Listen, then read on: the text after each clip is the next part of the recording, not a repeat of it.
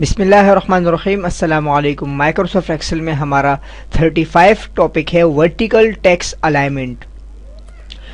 सबसे पहले हम यहाँ पे वर्टिकली भी हमने टेक्स्ट की अलाइनमेंट करना है, हॉरिजॉन्टली से पहले हम देख चुके हैं। अब हमने वर्टिकली टेक्स्ट अलाइनमेंट करना है। मैं यहाँ एक लफ्ज़ टाइप कर देता हूँ, मोहम्मद नियाज।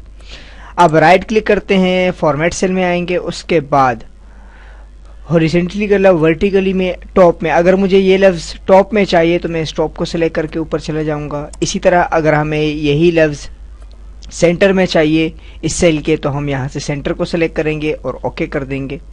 इसी तरह अगर हमें ये बॉटम में चाहिए तो हम इसे बॉटम कर सकते हैं। और जस्टिफाई से पहले आपको मैं पढ़ा चुका था कि सेल में बिल्कुल कंप्लीट लफ्ज़ को एडजस्ट कर लेता है। डिस्ट्रीब्यूट का मतलब ये होता है कि जो दो लफ्ज़ होते हैं वो आपस में अलग अलग हो जाते हैं, एक टॉप पे आ जाता है और एक बॉटम पे आ जाता है, इस तरह। और यही डिस्ट्रीब्यूट अगर आप हॉरिजॉन्टली देखें तो इसमें यह होगा कि बिल्कुल इसे इंडेंट कर देता है एक साथ यूँ। और अगर हम यहाँ पे देखें तो यहाँ ये इस डिस्ट्रीब्यूट पे आते, इसको जनरल कर देते हैं और यहाँ हम इसे सेंटर कर देते हैं, सेंटर में आ गया। इसी तरह अब हम इसे यहाँ से डिस्ट्रीब्यूट कर देते हैं, क्यों ये यहाँ से डिस्ट्रीब्यूट इस तरह होता है।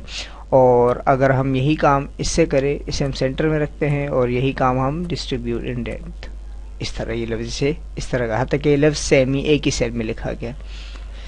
इस तरह हमने इस अलाइनमेंट के इस टॉपिक में हॉरिजॉन्टली और वर्टिकली अलाइनमेंट को कंप्लीट कर लिएगा। हम इसको किस तरह कंप्लीट, इसमें हम किस तरह वर्डिंग टाइप कर सकते हैं।